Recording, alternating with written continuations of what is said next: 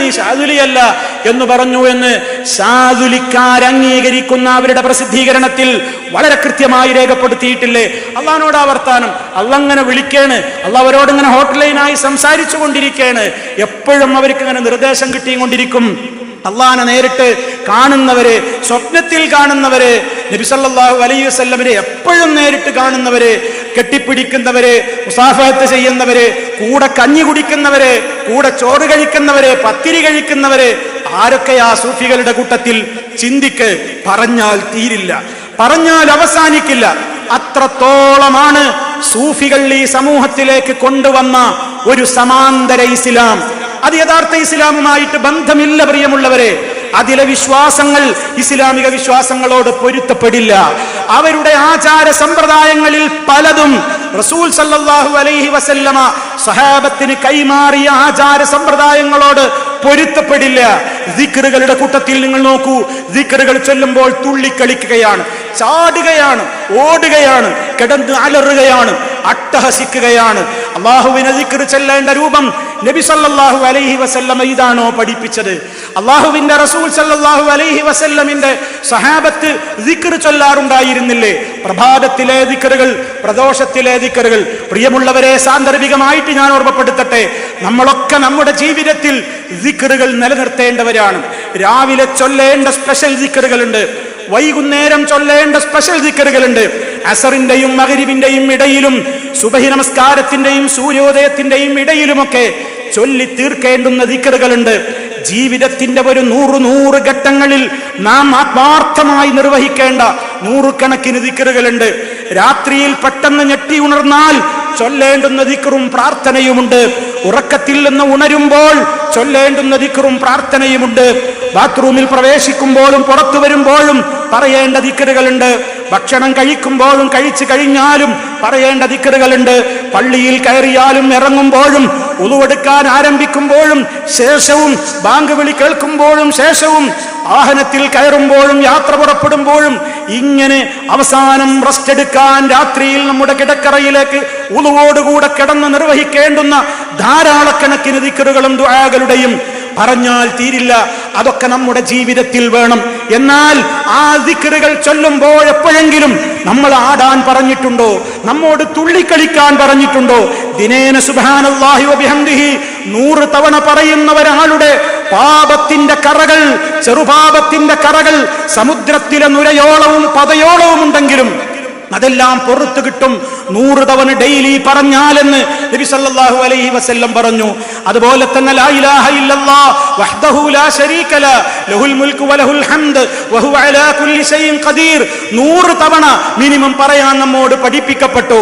പകലിൽ 1 തവണയും രാത്രി 1 തവണയും അനിവാര്യമായും പറയാൻ പഠിപ്പിക്കപ്പെട്ടു. സയ്യിദുൽ ഇസ്തിഗ്ഫാർ, മനസ്സറിഞ്ഞുകൊണ്ട് സയ്യിദുൽ ഇസ്തിഗ്ഫാർ എന്ന ആ ദുആ, അല്ലാഹുമ്മ അൻത റബ്ബി ലാ ഇലാഹ ഇല്ലാ അൻത ഖലഖ്തനി വഅന അബ്ദുക എന്ന് തുടങ്ങുന്ന പ്രസിദ്ധമായ പ്രാർത്ഥന ഒരാൾ പകൽ സമയത്ത് അതിന്റെ അർത്ഥം മനസ്സിലാക്കി ആശയത്തെ തന്നെ നെഞ്ചിലേറ്റിക്കൊണ്ട് ആരെങ്കിലും അത് പകൽ സമയത്ത് പറഞ്ഞ് രാത്രിയാകുന്നതിന്റെ മുമ്പ് അയാൾ മരണപ്പെട്ടാൽ ഫഹുവ മിൻ അഹ്ലിൽ ജന്ന, അവൻ സ്വർഗാവകാശിയാണെന്ന് മുഹമ്മദ് റസൂലുള്ളാഹി സ്വല്ലല്ലാഹു അലൈഹി വസല്ലം. രാത്രിയിൽ 1 തവണ ഇത് മനസ്സറിഞ്ഞ് അതിൽ പറയുന്ന കാര്യങ്ങൾ മുഴുവനും വിശ്വസിച്ചുകൊണ്ട് ദൃഢമായ ബോധത്തോടെ ഒരാൾ രാത്രിയിൽ അത് 1 തവണയെങ്കിലും പറഞ്ഞ് പ്രഭാതമാകുന്നതിന്റെ മുമ്പേ അയാൾ മരിച്ചാൽ ഫഹുവ മിൻ അഹ്ലിൽ ജന്ന, അയാളും സ്വർഗാവകാശിയാണെന്ന് മഹാനായ മുഹമ്മദ് റസൂലുള്ളാഹി സ്വല്ലല്ലാഹു അലൈഹി വസല്ലം. പ്രിയമുള്ളവരെ, 24 മണിക്കൂറിനിടയ്ക്ക് ഏതെങ്കിലും പകലിന്റെ 1 നിമിഷത്തിലോ രാത്രിയുടെ 1 നിമിഷത്തിലോ ആണല്ലോ എന്റെയും നിങ്ങളുടെയും ഒക്കെ റൂഹുമായി മലക്കുൽ മൗത്ത് കൊണ്ടുപോവുക. അല്ലാഹു നമുക്ക് ഈമാനുള്ള അന്ത്യം പ്രദാനം ചെയ്യുമാറാകട്ടെ. സ്വർഗത്തിന്റെ സന്തോഷകരമായ കാഴ്ചകൾ കണ്ടുകൊണ്ട് അല്ലാഹുവിന്റെ മലക്കുകൾ പറയുന്ന സന്തോഷത്തിന്റെ വാക്കുകൾ, എതിരേൽപ്പിന്റെ വരവേൽപ്പിന്റെ വാക്കുകൾ കേട്ടുകൊണ്ട് ഇറങ്ങിക്കോ സ്വർഗത്തിലേക്ക്. നിന്റെ ശത്രുക്കളല്ല ഞങ്ങൾ, മിത്രങ്ങളാണ് ഞങ്ങൾ. നിന്നെ സ്വർഗീയ വിരുന്നിലേക്ക് കൂട്ടിക്കൊണ്ടുപോകാൻ വന്ന വരവേൽപ്പിന്റെ ആളുകളാണ് ഞങ്ങൾ. പേടിക്കണ്ട കേട്ടോ എന്ന വാക്കുകൾ കേട്ടുകൊണ്ട് ഈ ലോകത്ത് നിന്നും മരിക്കാൻ നമുക്ക് സാധിക്കണം, നമ്മുടെ മക്കൾക്ക് സാധിക്കണം. അങ്ങനെ ഒരു മനുഷ്യന്റെ മരണം ഒന്നുകിൽ പകലിന്റെ ഏതെങ്കിലും 1 നാഴികയിലായിരിക്കും, അല്ലെങ്കിൽ രാത്രിയുടെ ഏതെങ്കിലും ഒരു നാഴികയിലായിരിക്കും. സംശയമില്ലല്ലോ, ഏത് സമയത്ത് മരിച്ചാലും സ്വർഗാവകാശിയായിക്കൊണ്ടുള്ള മരണത്തിന് എന്നെയും നിങ്ങളെയും പ്രാപ്തമാക്കുന്ന ദുആയാണ് സയ്യിദുൽ ഇസ്തിഗ്ഫാർ. ഞാൻ ഈ വലിയ പുരുഷാരത്തോട്, ഈ മഹാസദസ്സിനോട് ഒരു വസിയത്ത് എന്ന നിലക്ക് പറയട്ടെ. നിങ്ങൾക്കാർക്കെങ്കിലും സയ്യിദുൽ ഇസ്തിഗ്ഫാർ എന്ന പ്രസിദ്ധമായ പാപമോചന തേട്ടത്തിന്റെ നേതാവെന്ന് വിശേഷിപ്പിക്കപ്പെട്ട ആ ദുആ അറിയില്ലെങ്കിൽ നാളത്തെ പ്രഭാതം മുതൽ നിങ്ങളത് തേടിപ്പിടിച്ച് അർത്ഥവും ആശയവും പഠിച്ച് മനഃപ്പാഠമാക്കിക്കൊണ്ട് മിനിമം പകലിൽ ഒരു തവണയെങ്കിലും രാത്രിയിൽ ഒരു തവണയെങ്കിലും ഇനിയുള്ള നാളുകളിൽ ചൊല്ലണം എന്ന് ഈ മഹത്തായ സദസ്സിൽ വെച്ച് നിങ്ങളോട് ഞാൻ അഭ്യർത്ഥിക്കുകയാണ്. എന്തുകൊണ്ട്? ചൂഷണങ്ങളില്ലാത്ത ദിക്റുകളാണത്. ദിക്റിന്റെ പേരിൽ ചൂഷണങ്ങൾ നടക്കുന്നുണ്ട്, സ്വലാത്തുകളുടെ പേരിൽ ചൂഷണങ്ങൾ നടക്കുന്നുണ്ട്, പലതിന്റെയും പേരിൽ ഇവിടെ ആത്മീയാചാര്യന്മാരെന്ന് പറയുന്നവർ ചൂഷണങ്ങൾ നടക്കുന്നുണ്ട്. ആയിരക്കണക്കിന് പെണ്ണുങ്ങളെ വീടുകളിൽ നിന്ന് പുറത്തേക്ക് ഇറക്കുന്ന മാന്ത്രിക വിദ്യ പലരും കൊണ്ട് നടക്കുന്നത് ദുആ സമ്മേളനങ്ങളുടെ പേര് പറഞ്ഞുകൊണ്ടാണ്. ആരോടാണ് ഇവർ പ്രാർത്ഥിക്കുന്നത്? എന്താണിവർ പറഞ്ഞുകൊണ്ടിരിക്കുന്നത്? ഒരു പെണ്ണ് ഇസ്ലാമിക വേഷം ധരിച്ചുകൊണ്ട് ജുമഅക്കോ ജമാഅത്തിനോ പള്ളിയിലേക്ക് പുറത്തിറങ്ങിയാൽ ഹറാം ഹറാം എന്ന് പറഞ്ഞ് ഫത്വ ഇറക്കുന്ന ആളുകൾ നടുറോട്ടിൽ വാഹനങ്ങൾ പോലും ബ്ലോക്കാക്കിക്കൊണ്ട് മറ്റുള്ള യാത്രക്കാർക്ക് പോലും യാത്ര ചെയ്യാൻ സാധിക്കാത്തവണ്ണം മുഴുവൻ വാഹനങ്ങളിലും അന്യ പെണ്ണുങ്ങൾ ഇങ്ങനെ കുത്തി നിറക്കപ്പെട്ടുകൊണ്ട് സലാത്തിനും ദിക്റിനും ദുആ പരിപാടിക്കും പല പരിപാടികൾക്കും ഇറങ്ങിപ്പോകുന്നത് എന്തിന്റെ വെളിച്ചത്തിലാണ് ന്യായീകരിച്ചു കൊണ്ടിരിക്കുന്നത്? ആരെയാണ് നിങ്ങൾ ഈ കാര്യങ്ങളെ സംബന്ധിച്ച് ബോധവൽക്കരിച്ചു കൊണ്ടിരിക്കുന്നത്? ആലോചിക്കേണ്ടതുണ്ട്. ചൂഷണമുക്തമാണ് ഇസ്ലാം. സ്ത്രീകളോട് ദിക്റും സലാത്തും ചൊല്ലാൻ വേണ്ടി, ദുആ സമ്മേളനത്തിൽ പങ്കെടുക്കാൻ വേണ്ടി, കൂട്ടം കൂട്ടമായി നാടൊട്ടാകെ ഇറങ്ങി പുറപ്പെടാൻ വേണ്ടി മഹാനായ നബി സല്ലല്ലാഹു അലൈഹി വസല്ലമ പഠിപ്പിച്ചിട്ടില്ല. 5 നേരത്തെ നിസ്കാരത്തിന് പോലും പോകാൻ പാടില്ലെന്നാണ്, ഹറാമാണെങ്കിൽ എങ്ങനെയാണ് സലാത്തിന് പെണ്ണ് പള്ളിയിൽ പോവുക? എങ്ങനെയാണ് സലാത്ത് മജ്‌ലിസുകളിലേക്കും ദുആ സമ്മേളനങ്ങളിലേക്കൊന്നും പറഞ്ഞുകൊണ്ട് ആളുകൾ ഇറങ്ങിപ്പോവുക? ഇസ്ലാമിന്റെ വേഷം ധരിച്ചുകൊണ്ടാണോ? ആണെങ്കിൽ തന്നെയും ഇത്തരത്തിലുള്ള ഇറങ്ങിപ്പോക്കിന്റെ വിധി എന്ത്? ഇത് എന്ത്? സ്വലാത്ത് മജ്‌ലിസുകളിലേക്ക് പോകുന്നത് വരെ നിഷിദ്ധമാണെന്നല്ലേ, പാടില്ലാത്തതാണെന്നല്ലേ ഒരു കാലഘട്ടത്തിൽ നിങ്ങളുടെ വാരികയിൽ തന്നെ മുഫ്തിമാർ ഫത്വ കൊടുത്തിട്ടുള്ളത്? ആലോചിക്കണം. സ്ത്രീകൾ അഴിഞ്ഞാട്ടത്തിന് ഉപയോഗപ്പെടുത്തിക്കൊണ്ടിരിക്കുന്ന ഒരു ലോകമാണിന്ന്. നമ്മുടെ മക്കൾ, പെൺമക്കൾ, ഭാര്യമാർ, പലരുടെയും ആളുകൾ സമൂഹത്തിലേക്ക് അവർക്ക് പലരുമായും അനാവശ്യമായ ഇടപെടലുകളാണ്. സമൂഹത്തിലെ പലരുമായും അവർക്ക് ഇടപെടലുകൾ നടക്കുന്നുണ്ട്. ഇസ്ലാം ഇവിടെയൊന്നും ഇല്ലേ പ്രിയമുള്ളവരെ? ഇസ്ലാമിന് നിയമങ്ങളില്ലേ? ഒരു അന്യ സ്ത്രീക്ക് ഒരു അന്യ പുരുഷനുമായി ഇടപഴകാൻ ഒരു ദൂരമില്ലേ? അതിനൊരു മര്യാദയില്ലേ? സംസാരിക്കുമ്പോൾ ഒരു മര്യാദയില്ലേ? ഫോണിൽ സംസാരിക്കുകയാണെങ്കിലും നേരിട്ട് സംസാരിക്കുകയാണെങ്കിലും അവളുടെ വേഷവിധാനത്തിന്റെ കാര്യത്തിലാണെങ്കിലും അവളുടേതായ ചലനത്തിന്റെയും നടപ്പിന്റെയും കാര്യത്തിലാണെങ്കിലും അവൾ റോട്ടിലൂടെ നടക്കുമ്പോൾ പാലിക്കേണ്ട മര്യാദകൾ പഠിപ്പിച്ചിടത്ത് പോലും ഇസ്ലാമിന് കൃത്യമായ നിയമങ്ങളില്ലേ പ്രിയമുള്ളവരെ? ആ നിയമങ്ങളൊക്കെ കാറ്റിൽ പറത്തിക്കൊണ്ട് അവരൊക്കെ വന്നാലേ ഞങ്ങളുടെ പലതും നടക്കുകയുള്ളൂ എന്ന് വിചാരിച്ച് അവരുടെ പണം പോക്കറ്റടിക്കുവാനും അവരെ മരിച്ചാലല്ലാതെ പള്ളിയിലേക്ക് കയറ്റാത്ത ആളുകൾ പല പേരിൽ അവരെ പലയിടങ്ങളിലേക്ക് കൊണ്ടുവരുമ്പോൾ ആത്മീയ രംഗത്തിന്റെ പേരും പറഞ്ഞുകൊണ്ടുള്ള ആ ചൂഷണങ്ങൾക്ക് പ്രിയമുള്ള സഹോദരിമാരെ പരലോകത്ത് മറുപടി പറയേണ്ടി വരും. അള്ളാഹുവിന്റെ കോടതിയിൽ മറുപടി പറയേണ്ടി വരും. ആലോചിച്ചു നോക്കണം. ഒരു രംഗത്തുമുള്ള ചൂഷണങ്ങൾ ഇസ്ലാം അനുവദിച്ചിട്ടില്ല. ദിക്ർ ചൊല്ലിത്തരാൻ, സലാത്ത് ചൊല്ലിത്തരാൻ, ദുആ അവനവൻ തന്നെ ദുആ ചെയ്യുന്ന അതിനോളം മനസ്സ് തട്ടുന്ന ഒരു പ്രാർത്ഥനയുണ്ടോ? ആ നിലക്ക് തന്നെ പ്രാർത്ഥിക്കാൻ വളരെ കൃത്യമായി അതിൻ്റെതായ അദബുകളും മര്യാദകളുമൊക്കെ പഠിപ്പിക്കപ്പെട്ട ഇസ്ലാമിന്റെ നിയമങ്ങൾ എല്ലാം കാറ്റിൽ പറത്തിക്കൊണ്ട് എല്ലാ രംഗത്തുമുള്ള ചൂഷണങ്ങൾ സമൂഹത്തിൽ നടമാടുകയാണ്. തീർന്നില്ല.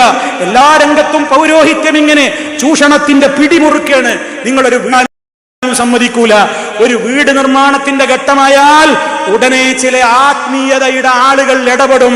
വീടുണ്ടാക്കുമ്പോ ഞങ്ങൾ അറിയണം. എന്താ കാരണം? പോക്ക് വരവുണ്ട്. അവിടെ അവിടുന്ന് ഒരു വരവുണ്ട്, ഇവിടുന്ന് ഒരു പോക്കുണ്ട്. കന്നിമൂലുണ്ട്. കന്നിമൂലയിൽ അടുക്കള വരാൻ പാടില്ല, കന്നിമൂലയിൽ അടുപ്പ് വരാൻ പാടില്ല, കന്നിമൂലയിൽ കിണറുണ്ടാവാൻ പാടില്ല, കന്നിമൂലയിൽ കക്കൂസ് ഉണ്ടാകാൻ പാടില്ല, കന്നിമൂലയിൽ കുളിമുറി പാടില്ല, കന്നിമൂലയിൽ അലക്ക് കല്ലും ഉണ്ടാകാൻ പാടില്ല. കന്നിമൂലയിൽ ആട്ടുംകൂടോ കോഴിക്കൂടോ ഉണ്ടാകാൻ പാടില്ല. എന്താ കാരണം? ഹൈന്ദവാചാര്യന്മാരുടെ, ഹൈന്ദവ വിശ്വാസക്കാർക്കൊരു വിശ്വാസമുണ്ട്. ഒരു സ്ഥലത്തിന്റെ അഷ്ടദിക്കുകളാണ് അവർ നിർണയിക്കുന്നത്. ഒരു സ്ഥലത്തിന് ഇവിടെ ഒരു പറമ്പുണ്ടെങ്കിൽ ആ പറമ്പിന് 8 ദിക്കുകൾ, 4 ദിക്കുകൾക്ക് പുറമെ പിന്നെ ഒരു 8 ദിക്കുകൾ എണ്ണുന്ന പരിപാടിയുണ്ട്. തെക്ക് വടക്ക് പടിഞ്ഞാറ് കിഴക്ക്, പിന്നെ കിഴക്ക് പടിഞ്ഞാറ് തെക്ക് വടക്ക് വടക്ക് തെക്ക് എന്നൊക്കെ പറഞ്ഞിട്ട് 4 ഉണ്ടാക്കും. അങ്ങനെ അഷ്ടദിക്കിലും കാവൽക്കാരായിട്ട് കുറെ ദേവന്മാരുണ്ട് എന്നാണ്. അത് അവരുടെ വിശ്വാസം. അവരത് വിശ്വസിച്ചോട്ടെ, അവർക്കതിന് സ്വാതന്ത്ര്യമുണ്ട്.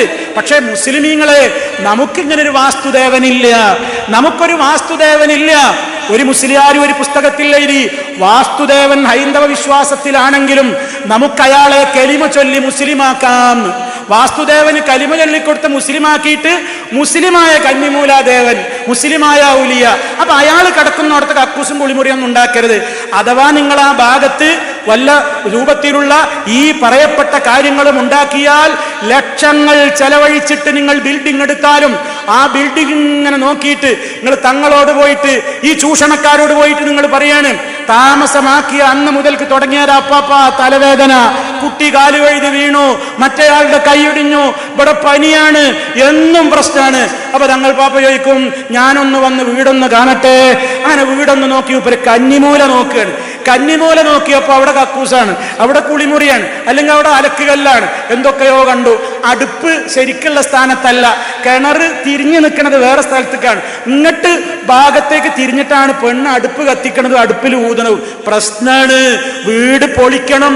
അങ്ങനെ 10-50 ലക്ഷത്തിന് ഉണ്ടാക്കിയ വീട് പൊളിക്കാൻ കോൺട്രാക്ട് എടുക്കുന്നത് 9 ലക്ഷത്തിന്. 50 ലക്ഷത്തിനടുത്ത വീട് പൊളിച്ചു കിട്ടാൻ കോൺട്രാക്ടർക്ക് 9 ലക്ഷം. എന്താ കാരണം? ഈ തങ്ങൾ വന്ന് പറഞ്ഞതാ, മോലിയര് വന്ന് പറഞ്ഞതാ, ആത്മീയാചാര്യൻ വന്ന് പറഞ്ഞതാ, ഈ ചൂഷണത്തിന് അറുതി ഉണ്ടാകണം.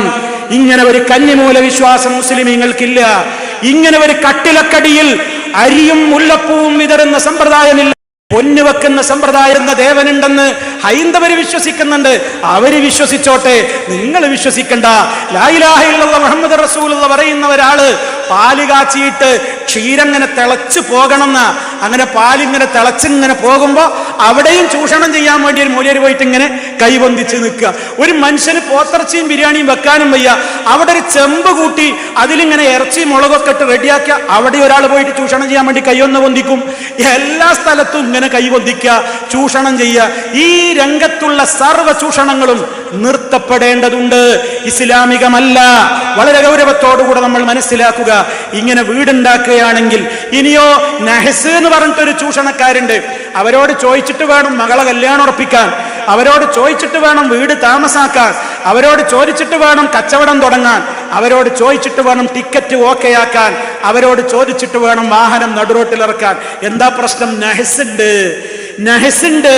പണ്ട് അറബി പഞ്ചാംഗത്തിലൊക്കെ ഉണ്ടായിരുന്നു നഹസുകൾ. ഇപ്പോ പല ആളുകളുടെയും കലണ്ടറുകളിൽ അതുണ്ട്.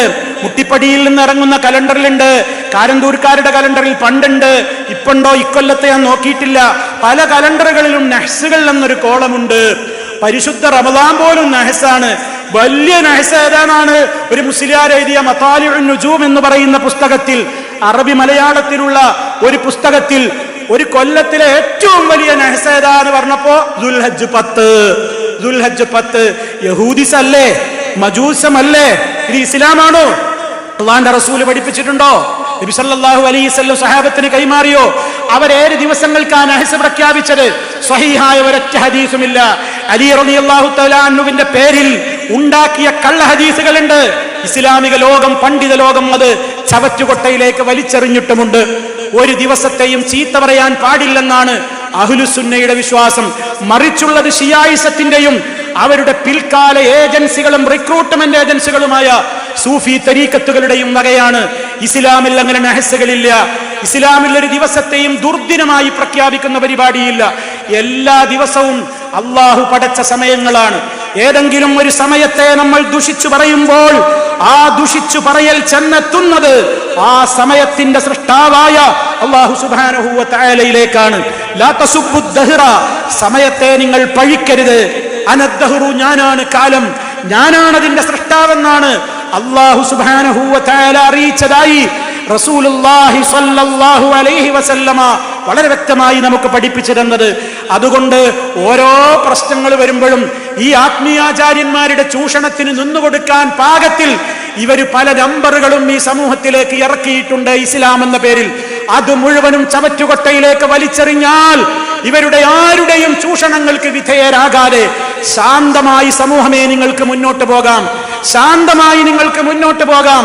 അള്ളാഹുവിന്റെ റസൂല് പഠിപ്പിച്ചത് ഇവിടെ പകൽ വെളിച്ചം പോലെ വ്യക്തമാണ്. ലൈലുഹാ കനഹാരിഹാ, അതിലെ പകലും രാവുമൊക്കെ വളരെ വ്യക്തമാണ്. അവ്യക്തതകളില്ലാത്ത ഇസ്ലാമാണ് മഹാനായ നബി സല്ലല്ലാഹു അലൈഹി വസല്ലമ ഈ ലോകത്തിന് പഠിപ്പിച്ചു പോയിട്ടുള്ളത്. അതുകൊണ്ട് അത്തരത്തിലുള്ള മുഴുവൻ അന്ധവിശ്വാസങ്ങളോടും ദുരാചാരങ്ങളോടും വിട പറഞ്ഞുകൊണ്ടാണ് നമ്മൾ മുന്നോട്ട് പോകേണ്ടത്. രാജ്യത്ത് ആത്മീയ രംഗത്തുള്ള ഏത് ചൂഷണങ്ങൾക്ക് ആരൊക്കെ വിധേയരാകുന്നുണ്ടോ എല്ലാവരും അടിസ്ഥാനപരമായി മനസ്സിലാക്കേണ്ട കാര്യം അവർക്ക് ഇൽമില്ലാത്തത് കൊണ്ടാണ് അവരങ്ങനെ ചെയ്യുന്നത് എന്നാണ്. ഇൽമ് നേടിയാൽ ആ വെളിച്ചം നിങ്ങളുടെ ഹൃദയത്തിലേക്ക് കയറിയാൽ ചൂഷണക്കാരൻ കയറ്റിവെച്ചിട്ടുള്ള ഇരുട്ടുകൾ താനെ പൊയ്ക്കൊള്ളും. പരിശുദ്ധ ഖുർആനിന് അങ്ങനെ ഒരു പ്രത്യേകതയുണ്ട്. ലിതുഖ്രിജന്നാസ മിനൽ-ളുലുമാതി ഇലൻ-നൂർ.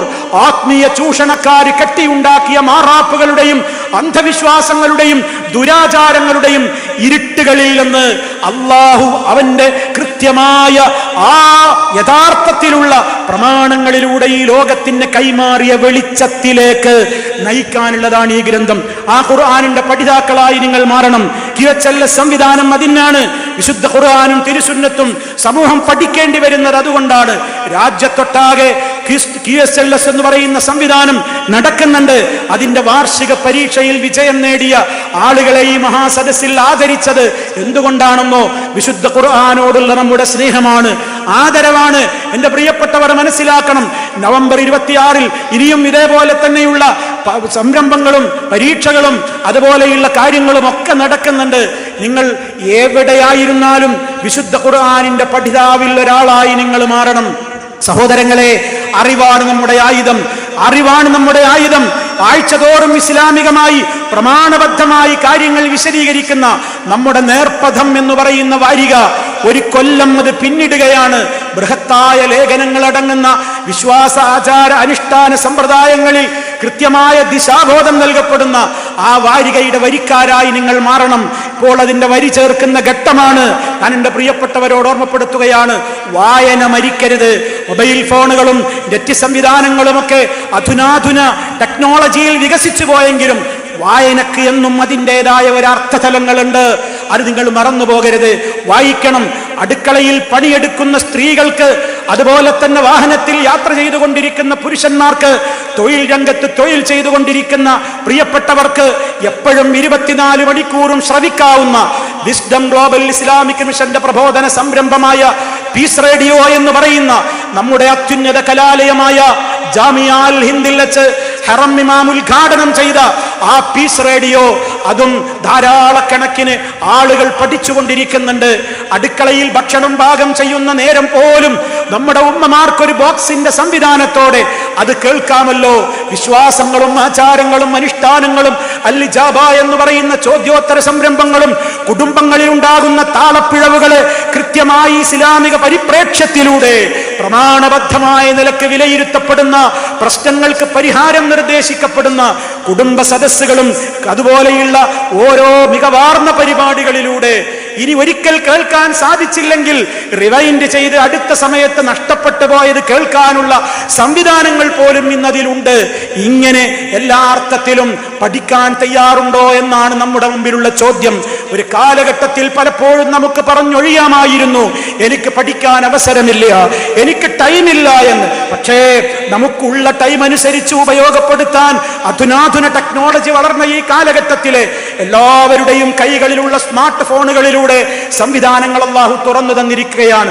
അതേ സ്മാർട്ട് ഫോണുകൾ ഹറാമിന് വേണ്ടി വിനിയോഗിച്ചു കൊണ്ടിരിക്കുന്ന ഈ കാലഘട്ടത്തിൽ അത് പാടില്ലെന്ന് പറയുന്നതോടൊപ്പം പാടുള്ളത് എന്ത് എന്നതിലേക്ക് ഈ സമൂഹത്തെ കൊണ്ടുവരാനാണ് പ്രിയമുള്ളവരെ നമ്മൾ തയ്യാറാവേണ്ടത്.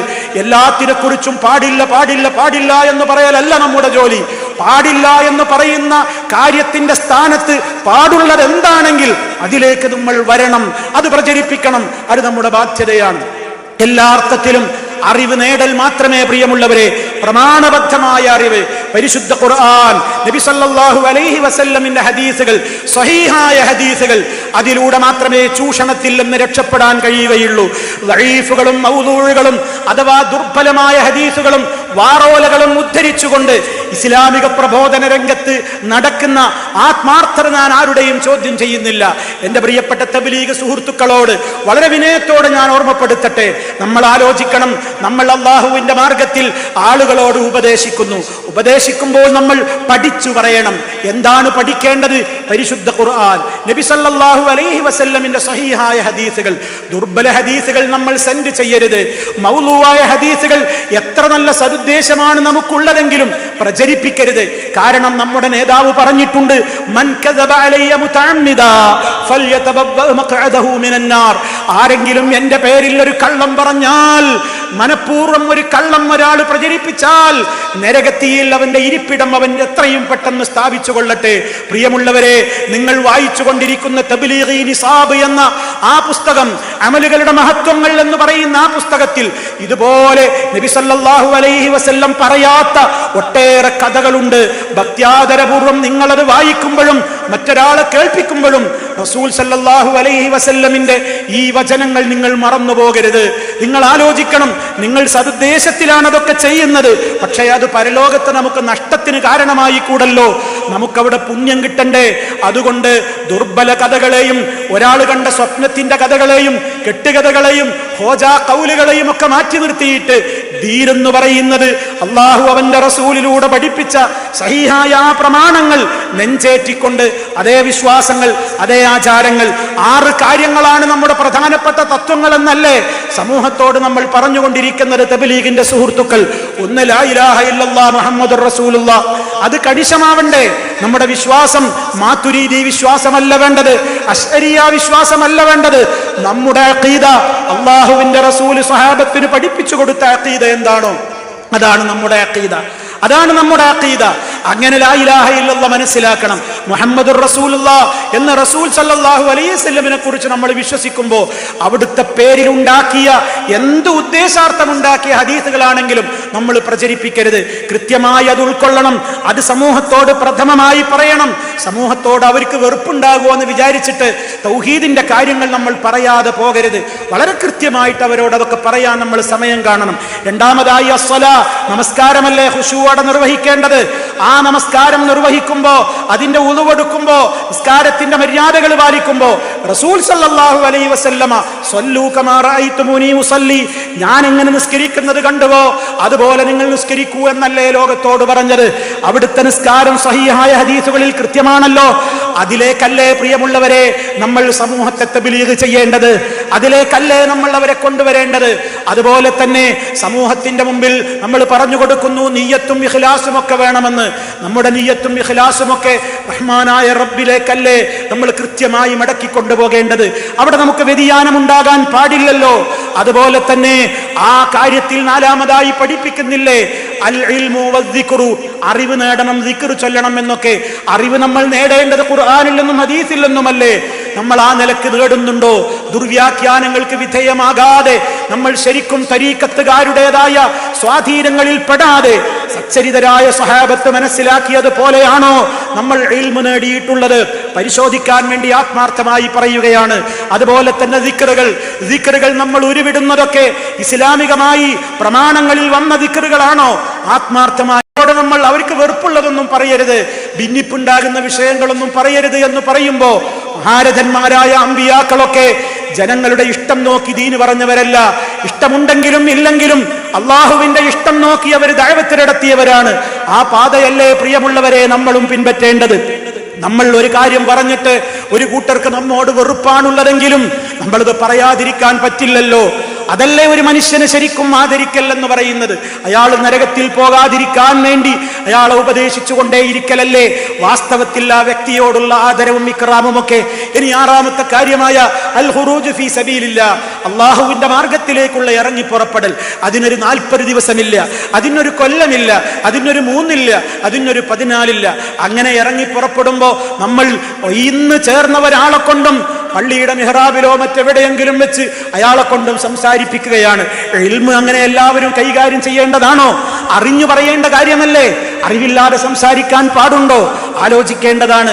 ഇങ്ങനെ വളരെ വസ്തുനിഷ്ഠമായി നിങ്ങളും ചിന്തിക്കണം എന്ന് ഓർമ്മപ്പെടുത്തുകയാണ്. പ്രിയമുള്ളവരെ, ആരോടും പകയോ വിദ്വേഷമുണ്ടായിക്കൊണ്ടല്ല, ആത്മാർത്ഥമായി നസീഹത്തോടുകൂടെ ഓർമ്മപ്പെടുത്തുകയാണ്. ചൂഷണങ്ങൾ നിരവധിയാണ്, ചൂഷകന്മാർ നിരവധിയാണ്. എല്ലാ മതങ്ങളിലും അതുണ്ട്. ഓരോ മതത്തിന്റെയും ആളുകൾ ഇറങ്ങി പുറപ്പെട്ടാൽ അവരുടെ ആളുകളുടെ ചൂഷണമെങ്കിലും നിർത്താൻ കാരണങ്ങൾ ഉണ്ടാവില്ലേ?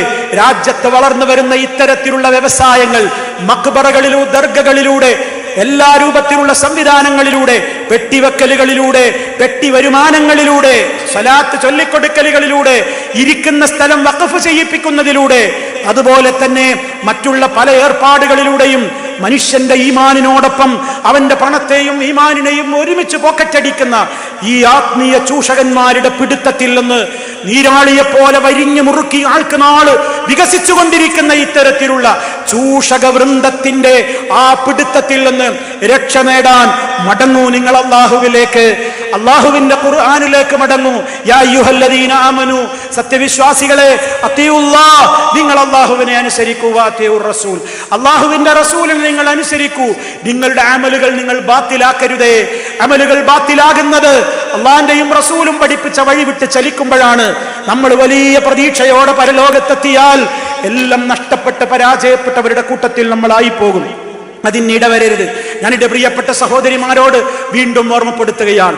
ഒരു വീടിന്റെ നായിക പദവി നിങ്ങൾക്കാണുള്ളത്. നിങ്ങൾ പരലോകത്ത് ചോദിക്കപ്പെടും. ഒരു വീട്ടിൽ നടക്കേണ്ടതെന്ത്, അരുതാത്തതെന്ത്, നടക്കേണ്ടതെന്ത് നിങ്ങൾക്ക് തീരുമാനത്തിനുള്ള അധികാരമുണ്ട്. ആ വീടിന്റെ അവിടെ നിന്ന് പുറത്തു പോകുന്ന ആൺമക്കളുടെയും പെൺമക്കളുടെയും വേഷവിധാനത്തിൽ, ആ വീട്ടിൽ എന്ത് പ്രദർശിപ്പിക്കപ്പെടുന്നു എന്നതിന്റെ കാര്യത്തിൽ, നമ്മുടെ മക്കൾ സുബഹിക്ക് ഉണരുന്ന വീടുകളാണോ നമ്മുടെ വീടുകൾ എന്ന കാര്യത്തിൽ, പ്രഭാതത്തിലെ ദിക്റുകൾ അവർ ചൊല്ലി എന്ന് ഉറപ്പുവരുത്തണം നമ്മൾ, വൈകുന്നേര ദിക്റുകൾ അവർ ചൊല്ലി എന്ന് ഉറപ്പുവരുത്തണം നമ്മൾ. ഉറങ്ങാൻ കിടക്കുമ്പോ മക്കളോട് ചോദിക്കണം, മോനെ മോളെ ഉളുവെടുത്തിട്ടാണോ കിടക്കുന്നത്?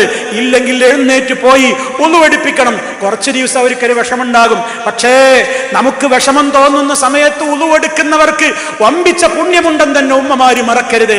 ആ രംഗത്തേക്ക് നിങ്ങൾ വെളിച്ചം വീശണം. മക്കൾക്ക് ഉറങ്ങാൻ കിടക്കുമ്പോഴുള്ള ദിക്റുകൾ മുഴുവനും പഠിപ്പിച്ചു കൊടുക്കണം. അത് ചൊല്ലി അവർ കയ്യിൽ ഊതിയിട്ടത് ചൊല്ലി ശരീരത്തിൽ തടവുന്നുണ്ടോ എന്ന് ശ്രദ്ധിക്കണം. അതുപോലെ തന്നെ ഏതൊക്കെ ദിക്റുകൾ പഠിപ്പിക്കപ്പെടേണ്ടതുണ്ടോ എല്ലാം പഠിപ്പിക്കപ്പെടണം. നമ്മുടെ ഭവനങ്ങളിൽ വിശുദ്ധ ഖുർആനിന്റെ ശബ്ദങ്ങൾ ഉയരണം. നമ്മുടെ വീട്ടിൽ നിന്ന് വിശുദ്ധ ഖുർആനിന്റെ സദസ്സുകളിലേക്ക് ആബാലവൃദ്ധം ജനങ്ങൾ ഒന്നിച്ചിറങ്ങണം. നബി സല്ലല്ലാഹു അലൈഹി വസല്ലം ആത്മസംസ്കരണത്തിന് ഉപയോഗപ്പെടുത്തിയ അവിടുത്തെ വൈജ്ഞാനിക സദസ്സുകളിൽ ബാപ്പയും വല്ലിപ്പയും വല്ലിമ്മയും ഭാര്യയും ഭർത്താവും ആങ്ങളും പെങ്ങളും പേരക്കുട്ടിയും മകനും മകളുമൊക്കെ ഒന്നിച്ചാ പോയിരുന്നിരുന്നത്. QHLS ക്ലാസുകളിലേക്ക് നിങ്ങൾ ഒന്നിച്ചാണ് പോകേണ്ടത്. അതിലെ കുടുംബത്തിൽ സമാധാനമുണ്ടാകും. കുടുംബത്തിലെ ഏതെങ്കിലും ഒരു മെമ്പർ ഇസ്ലാമികമായി ചിന്തിച്ചതുകൊണ്ട് ആ കുടുംബത്തിൽ സമാധാനമുണ്ടാവില്ല. എന്തുകൊണ്ട്? അവിടെ ഒരു പ്രശ്നം വരുമ്പോ ഈ ആദർശം മനസ്സിലാക്കിയ ഉമ്മയോ അതുപോലെ പിതാവോ ഒക്കെ ഉപദേശിക്കുമ്പോ മക്കൾ അത് അംഗീകരിക്കില്ല. കാരണം അവർക്ക് ആ ഇൽമ് കിട്ടിയിട്ടില്ല.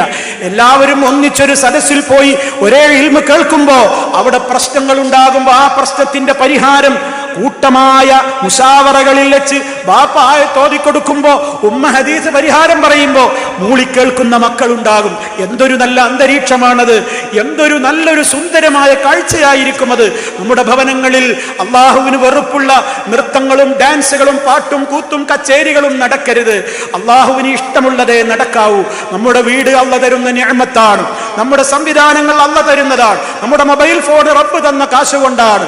നമ്മുടെ എല്ലാ സംവിധാനങ്ങൾക്കും പണം തന്നത് അള്ളാഹുവാണ്.